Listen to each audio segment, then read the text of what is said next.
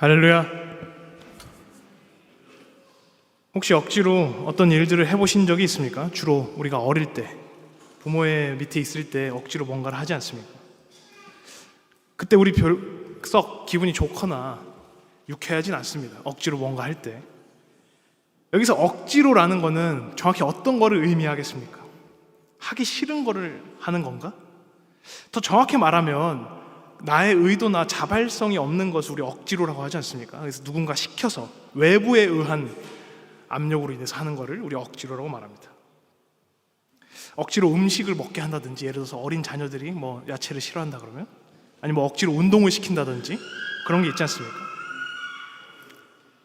우리 이번 주부터 이스라엘 백성들을 조금 자세하게 들여다볼 겁니다.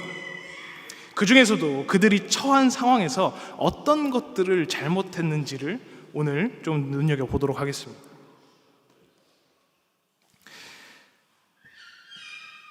사실 예레미야서를 보면 이스라엘 백성들이 왜 멸망할 수밖에 없었는지에 대한 설명이 그 앞에 1장에서 나오는 모습들을 사실 보여줍니다. 근데 거기서 어떤 것들이 있냐면 그들이 하나님 앞에서 우상들을 숭배했고, 그리고 하나님의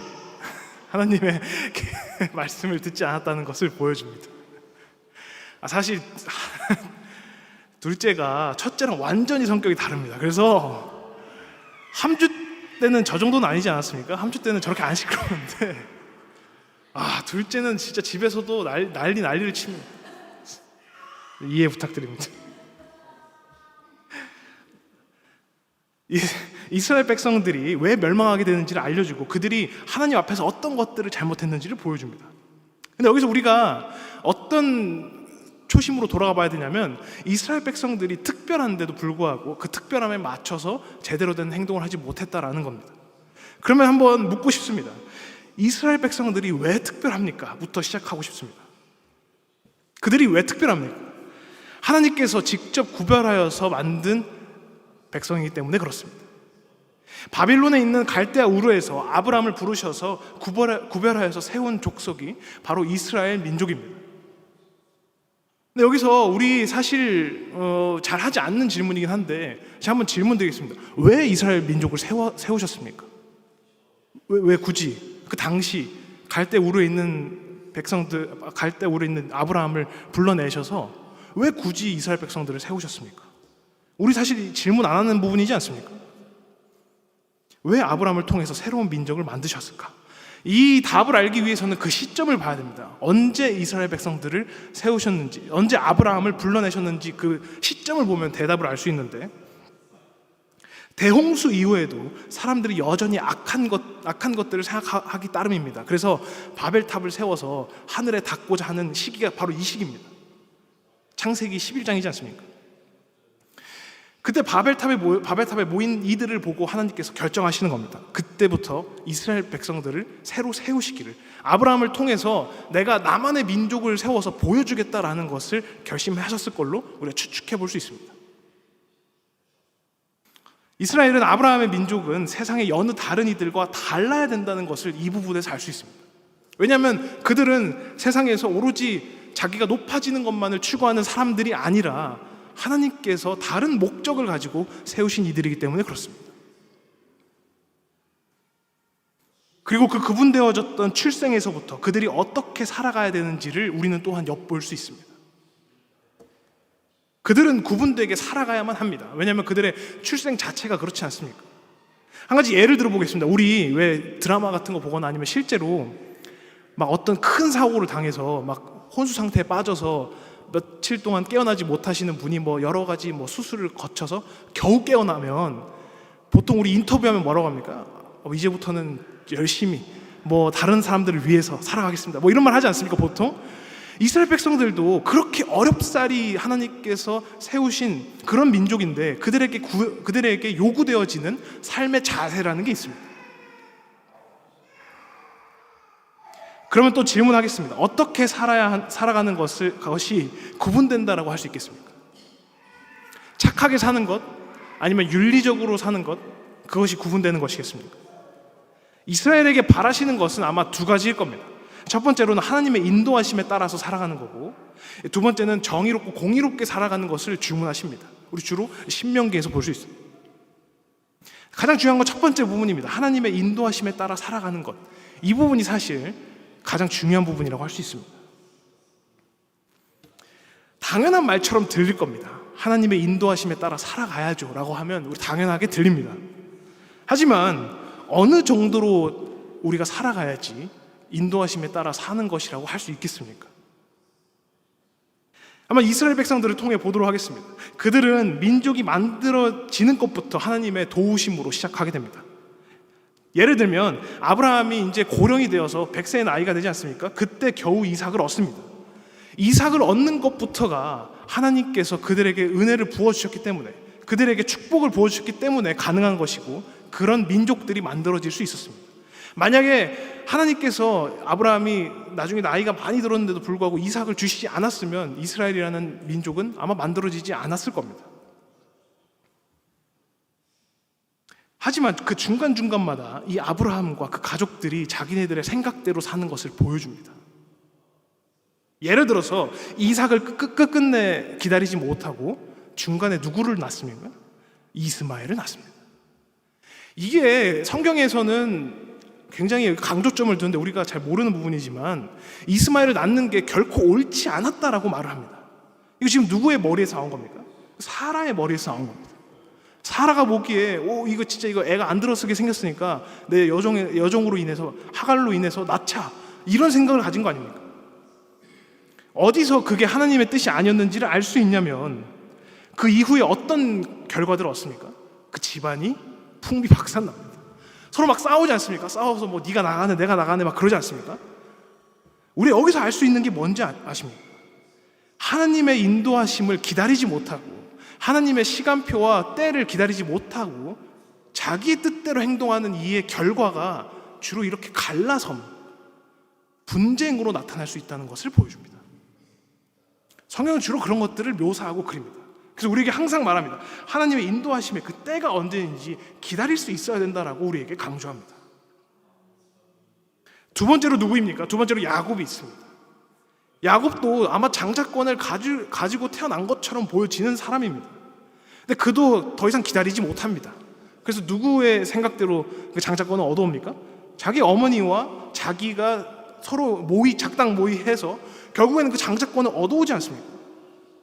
하나님의 시간, 예정된 시간은 더 있을 텐데 더 빠른 시간에 그거를 가져오려고 합니다. 그 결과는 어떻습니까? 집안과 본인 자체가 괴로워집니다. 20년을 삼촌 밑에서, 라반 밑에서 노동을 해야 했으며, 그리고 형과는 평생의 원수를 져서 살아야 했고, 아마 아버지 임종도 못 지켰을 겁니다. 왜냐하면 20년 동안 밖에 나가 살았지 않았습니까?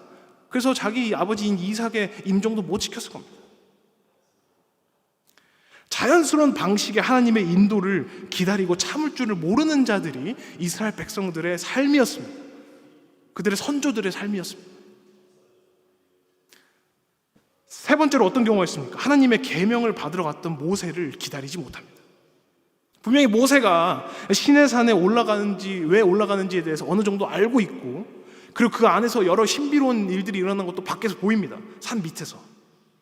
근데 그걸 오히려 두려움으로 착각을 해서, 그래서 모세를 기다리지 못하고 금송아지를 만듭니다. 저는 이런 일련의 과정들을 보면서, 이스라엘 백성들이 일련의 과정들을 보면서 제가 드는 생각은 그들이 도대체 왜 그럴까? 이런 생각이 듭니다. 왜 기다리지 못할까? 왜 하나님께서 보여주시는 것도 있는데, 아니면 그들에게 말씀하시는 게 있는데, 그럼에도 불구하고 왜 그들은 하나님의 때를 참지 못할까? 왜냐하면 하나님을 신뢰하지 못해서 그렇습니다. 가장 대표적인 이유입니다. 하나님을 신뢰하지 못하는 것. 하나님께서 나의 기도와 울부짖음에 응답하실 거다라는 그런 신뢰가 없기 때문에 그렇습니다. 한 가지 예를 들어보겠습니다. 우리 외 아이들 중에 유독 떼를 쓰는 아이들이 있습니다. 그래서 마트에 가거나 아니면 어디 가면 땅바닥에 앉아서 막 뒹구르는 애들 있지 않습니까? 뭐 사달라고? 왜 그럴까 한번 생각을 해봤습니다. 왜 그럴까? 이제 저도 아이를 키우는 입장이니까 왜 그럴까? 아마 부모와의 신뢰가 없어서 그럴 확률이 큽니다. 무슨 말이냐면 우리 왜 아이들한테 나중에 그럽니다. 아이들이 막 뗐으면 나중에 해줄게. 집에 가서 해줄게. 나중에 사줄게. 그리고 우리 어떻게 합니까? 진짜 사줍니까? 안 사줍니다. 안 사줍니다. 근데 그런 경험이 한 번, 두 번 쌓이지 않습니까? 그럼 애가 뭐라고 생각이 들겠습니까? 지금 꼭 받아내야겠다. 내가 무슨 수를 써서라도 지금 받아내지 않으면 이거 내 손해야 완전. 지금 부모님이 딱 보니까 이 마트에서 내가 자지러지면 곤란해질 게 뻔하니까 내가 지금 자지러져야겠다. 이런 생각을 갖는 겁니다.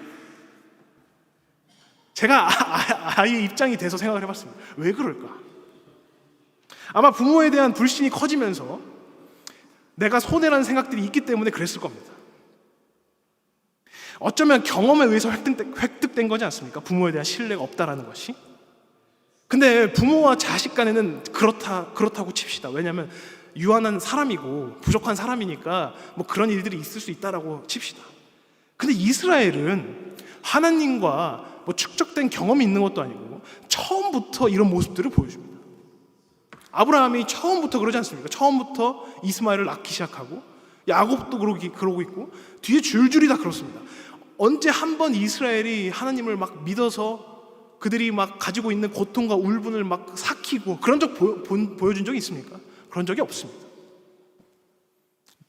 여기서 제가 질문하고 싶습니다. 왜 그들은 기다리지 못할까? 왜 그들은 축적된 경험이 있는 것도 아닌데 기다리지 못할까? 하나님의 인도하심을 기다리는 게 유한한 사람에게는 그만큼 어렵다는 겁니다.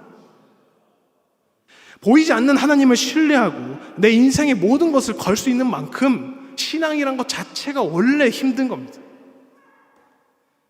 이스라엘 자체도 문제가 있기는 하지만 하나님을 알면서 하나님을 체험했으면서 그 말씀을 들었으면서도 불구하고 그들이 행하지 않은 것에 문제가 있지만 원천적으로 돌아가 보면 하나님을 믿고 신뢰하는 것 자체가 우리에게 어려운 일인 겁니다. 그만큼 신앙이 결코 간단한 문제가 아니라는 겁니다. 아멘 몇 번 하는 게 아니라 우리가 몇 번 감동받는 게 아니라 어쩌면 믿고 안 믿고의 차이, 신뢰하고 기다릴 수 있는 차이지 않습니까? 굉장히 힘들다라는 겁니다. 우리는 어떻습니까? 참을성이 좋은 아이입니까? 아니면 때를 쓰는 아이입니까? 그렇다고 하나님께서 잘못하셨습니까? 그렇다고 말할 수 없습니다. 인간의 부모는 잘못을 할 수 있고 훈육에 문제가 있을 수 있습니다. 문제는 하나님께서는 실수가 없으십니다. 우리보다 우리를 잘 아시고 우리보다 우리가 필요한 것을 더 잘 알고 계십니다. 그렇다면 우리에게 요구되어지는 것이 무엇이겠습니까? 이 상황에 우리가 어떤 식으로 살아야 인도하심에 맞게 사는 거겠습니까? 하나님의 때를 기다리고 하나님의 인도하심을 전적으로 신뢰하는 겁니다. 우리를 위한 계획이 있다라고 말씀하십니다. 우리를 위한 시간표가 있다라고 말씀하십니다. 그러니 우리에게 요구되어지는 것은 순종입니다. 그의 말씀에 묵묵히 따라가는 겁니다. 내가 마음에 들든 들지 않든 그 인도하심에 따라서 가는 것이 바로 순종입니다. 이 순종이 무엇인지에 대해서 조금 더 깊이 들어가 보도록 하겠습니다. 순종은 무엇일까? 여러분, 순종을 생각하면 벌써부터 가슴이 좀 답답하지 않습니까? 그래서 순종이라는 것은 마치 내가 하기 싫은 것을 하는 것을 순종이라고 생각합니다. 억지로. 왜냐하면 이런 것들을 우리가 어디서 알 수 있냐면 우리 교회 안에서 믿는 자들끼리 대화할 때 주로 이런 말을 합니다. 우리 언제 이런 말을 쓰는지 한번 제가 문제를 내보겠습니다. 아유, 순종해야죠. 우리 이 말 주로 언제 씁니까? 별로 하고 싶지는 않고 누가 봐도 어려운 일인데 해야 될 때 쓰지 않습니까? 아유, 순종해야죠. 이런 말. 우리 안에 이미 순종이라는 것이 그런 식으로 이미지가 박혀 있는 겁니다. 마치 하기 싫은 걸 순종이라고 말합니다. 근데 문제는 이것은 순종에 대해서 잘못 생각하는 것이고 하나님의 인도하심을 절반만 따라가는 겁니다. 언제 억지로 하나님께서 이스라엘 백성들을 이끄셨습니까? 언제 그들을 강압적으로 이끄셨습니까? 그들의 옷깃을 붙잡고 물리적으로 그들을 이끄셨습니까? 아니면 뭐 기적을 이끄셔서 갑자기 막 그들이 광야에 들어서게 되고 그랬습니까? 그들이 자기의 발로 나갈 때까지 기다리셨습니다. 그들을 설득하십니다. 그들이 납득할 때까지 기다리십니다. 그들이 이해할 때까지 참으시는 모습을 계속해서 보여주십니다. 하나님께서는 이와 같이 그들이 움직이시는 것을 바라는 겁니다. 예를 들면 출애굽할 때도 그렇지 않습니까? 그들이 자기네 발로 나갈 때 나가기 직전까지 나가기 싫다고 고래고래 난리를 칩니다. 사실 나가고 나서도 난리를 칩니다. 근데 하나님께서 그때 막 이스라엘 민족들을 막 잡아서 이끄는 게 아니지 않습니까? 모세를 통해서 설득하려 하시고, 모세가 이 말주변이 없다라고 하니까 아론을 보내서 설득하시고, 아론의 말도 안 통하는 것 같으니까 재앙들을 보면서 하나님께서 우리의 출애굽을 이렇게까지 준비하고 계시는구나 라는 것들을 깨닫게 하십니다. 언제 한번 그들을 강압적으로 이끄신 적이 없습니다. 왜냐하면 그들을 인격체로 대하시기 때문에 그렇습니다. 그들을 자녀로 대하기 때문에 그렇습니다. 우리에게도 이와 같습니다. 우리를 사랑하시기에 우리를 인격적으로 대하십니다. 그러니 억지로의 순종이 필요한 것이 아니라 억지로 하려고 하셨으면 아마 진작에 그렇게 하셨을 겁니다. 억지로 아마 우리가 움직이기를 원하셨으면 진작 우리를 그렇게 이끄셨을 겁니다. 어떤 방법으로든. 근데 그렇게 안 하시지 않습니까? 우리에게 필요한 순종이라는 것은 자발적인 것입니다. 자발적으로 그 길을 나아갈 수 있냐는 겁니다. 진정 우리에게 바라시는 것은 마음 깊은 곳에서 나오는 진정한 순종인 것입니다. 내 진정 사모하는 주님께서 지금 내가 전혀 바라지 않는 기도의 응답들을 보여주시고 이 길을 가야만 한다라고 말씀하시는 것 같습니다. 이 길이 나는 너무 이해가 되지 않고 내가 생각하기엔 틀린 길입니다. 그럼에도 불구하고 결국 이 길이, 이 응답이 나를 위한 것임을, 또는 우리 공동체와 나의 가족을 위한 것임을 알고 있기 때문에 내가 순종하겠다라는 마음으로 나가는 겁니다. 아까도 말씀드렸지만 전혀 쉽지 않습니다. 아마 때로는 두려울지도 모릅니다. 우리가 원하지 않는 것들 중에 두려운 것들도 많습니다. 하기 싫은 것일 수도 있습니다. 중요한 것은 명하시는 이가 하나님이시기 때문에 순종해야 된다는 것입니다. 우리 삶에 이와 같은 순종이 넘치시기 바랍니다. 우리 삶이 하나님에 대한 이해로 넘치기 바랍니다. 하나님께서도 우리를 인격적으로 대하셨듯이 우리도 그저 바라는 것들을 외치고 울부짖고 땡깡을 부리는 그 기도에 멈춰있는 것이 아니라, 그런 자녀들로 멈춰있는 게 아니라 그분의 계획과 의도와 시기와 때를 인격적으로 받아들이는 겁니다. 나에게 왜 이렇게 말씀하실 수밖에 없는가? 나에게 왜 이 길을 보여주시는가라고 이해하는 겁니다. 우리 왜 철이 든 자녀들이 보통 어떤 생각을 할 때 우리 철이 들었다고 합니까? 우리 아이들이 주로 철이 들었다고 할 때는 아마 부모님의 의도를 이해할 때부터 우리 보통 철이 들었다라고 하지 않습니까? 그냥 뭐 나중에 돈 좀 벌고 자녀들 낳았다고 철이 들었다는 게 아니라 부모님이 그때 왜 나한테 이렇게 할 수밖에 없었을까? 왜 그때 이걸 나한테 해주지 않았을까?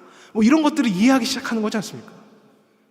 그래서 어떤 일이 있었든 간에 내가 부모를 이해하려고 하는 게 우리 철이 든다라고 하지 않습니까? 이스라엘은 결코 하지 못했습니다.